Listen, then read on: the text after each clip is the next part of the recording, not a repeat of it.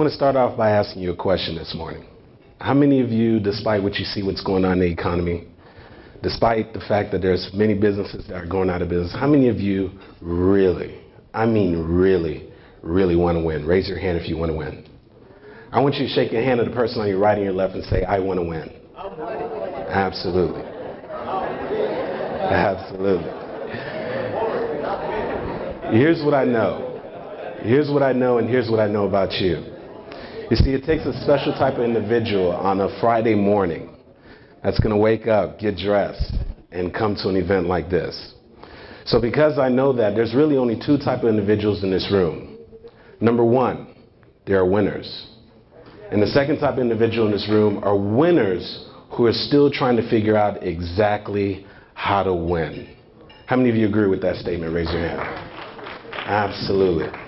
So the question is that as we look at our lives, as we look at our business, as you look at your personal business, as you look at your personal lives, as you look at your nonprofit organization, the mission that you have set out, the impact that you're trying to create, how is it that you can separate yourself right now from those who are merely trying to survive to being one who is truly thriving? How is it that you, as you drive by these shopping plazas and you see that these businesses are closing one by one, seeing multi-million-dollar businesses closing, Borders, Blockbusters, how is it that you, as a small business owner, as a professional, can truly win? And what I want to share with you are really what I believe are some fundamental principles that regardless of what's going on right now in the economy, despite of what the underlying conversation is, despite what you hear people are saying, the naysayers, how is it that you, right now, in this economy, in this situation that most people find themselves in right now, how is it that you can really win? And for those of you who are note takers, and I'm going to make this very simple for you. I took the liberty of using the word win to make my points this morning. And the reason why is because I want you to use these principles, not just to apply in your personal lives, not just to apply within your business, not just to apply within your nonprofit, but as you go through life right now, I want you to think about these underlying principles of what it takes, ladies and gentlemen, in order to really win. The very first letter, ladies and gentlemen, is W, and W stands for why. Why do you want to win? Why do you want to win when most people are failing? Why do you want to win when most people are being negative? What is it that's going to motivate you, that's going to push you to keep pushing forward?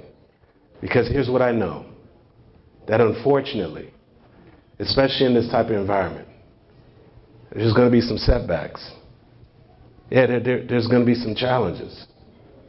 You're going to find that you're trying to make this business work, that you are trying to push this nonprofit organization forward. I mean, you have the best of intentions. And yet there's still going to be some setbacks. So the question is, how is it that in that moment, when you're questioning yourself, when you're trying to remember, why am I doing this? What is it that's going to see you through? And here's what I realized, ladies and gentlemen, that you need an extraordinary why. You see, Nietzsche said that the man or the woman who knows why for living can endure almost anyhow. The man or the woman who knows the why for living can endure almost anyhow. And here's what I realized. I have a very good friend of mine. I got to see some of the young kids earlier. I think the football players were in the room. I met the soccer players and the baseball players. And I have a good friend of mine. He played in the NFL for 8 years. And after learning about all of the statistics for NFL players, I found out that less than 1% of high school football players make it to the NFL. Less than 6% of college football players make it to the NFL. So one day in casual conversation, I asked him, I said, what is it? I mean, what is it that allowed you to really win? What is it that allowed you to make it to this level? And here's what he said. He said, Andy, this is what you may not realize. He said, I was raised by a single mother. She raised me and my 3 other brothers. Me and my brother Mike shared a room. My brother Ernest and Stanley shared another room. And he said, Andy, for 19 years, 19 years, I watched my mom sleep on the exact same couch. And he said sometimes she'd be laying on that couch. He said, I'll just be looking over her. And he said, I knew I had to be the one to get her off that couch.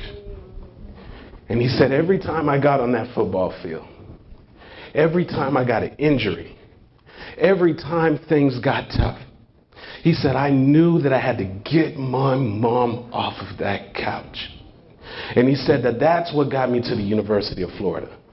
That's what got me drafted in 1994 by the Tampa Bay Buccaneers.